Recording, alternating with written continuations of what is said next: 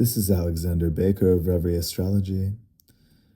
In this brief reflection piece, I will reshape my observations from early December's writing on the full supermoon in Gemini, for which I did not record a spoken version. My desire is that it will help to integrate the latter half of the lunar cycle in anticipation of the new moon in Sagittarius tonight, December 19th, 2025. As well as the Mars-Saturn and Mars-Neptune squares that have colored its culmination. Front and center among November's myriad transits was a shifting grand water trine that was again activated by the full supermoon in Gemini on December 4th. The moon's then ruler, Mercury in Scorpio, had turned direct and formed this trigonal aspect to Jupiter in Cancer, as well as Saturn and Neptune in Pisces just after the lunation peaked.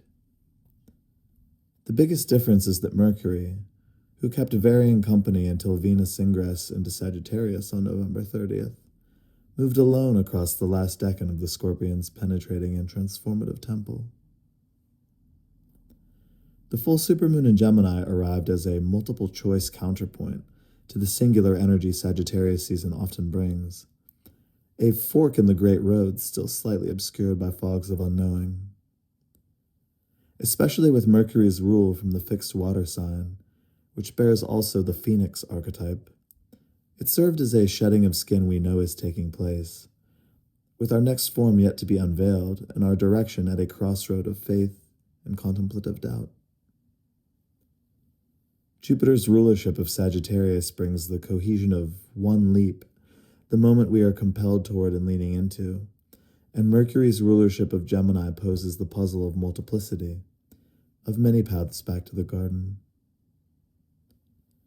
The Sagittarius parts of us are not necessarily unto one in the ravenously devotional sense that Scorpio preceding might be, more like on one in devotion to the quest, and the quest will take us many places. It's a matter of allowing ourselves to be fully there for each arc of it. With all the mutability of late and the temperamental nature of a Sagittarius stellium overhead, it's possible that even in trusting the gut, knee-jerk reactions have been an enemy for us, and the need to balance deep wells of emotion with a healthily detached perspective is more relevant than usual. The new moon in Sagittarius, on whose doorstep we find ourselves, is an opportunity to lock in our intentions for the new year, following the questions posed by the full moon in Gemini 2 weeks ago. It also gives space to acknowledge the murky disillusionment and crisis of faith and futility, brought by successive squares from Mars in Sagittarius to Saturn in Pisces and Neptune in Pisces, before the red planet's ingress into Capricorn earlier this week. It's important to remember that the zodiacal namesakes of the twins in the Archer, Gemini and Sagittarius, are both double-bodied signs. While the archetypal bouquet of every sign energy implies its opposite across the wheel, the mutable signs carry with them a particular dynamic wherein two opposing energetic complexes are brought together in one entity. While Gemini and Sagittarius can share complementary mixes of sociability, sportiness, and ideas as action in their merriment on the polarity playground, Sagittarius is more prone to inflammatory impulses, high-handed moralism, and manic crash-outs when external events compromise its singular inner vision. When the arrow misses its target, one might feel.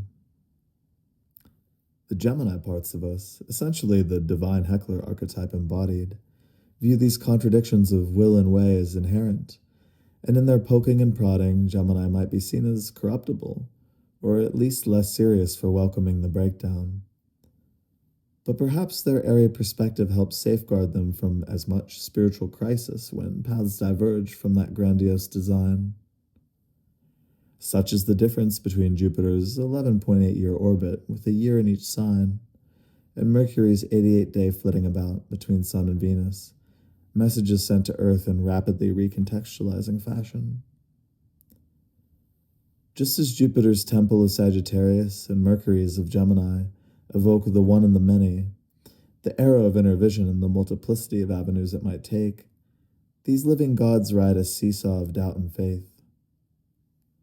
I've seen a number of different Jovian pulpits in this life, And one thing that I've heard even biblical literalists get right is that very dynamic.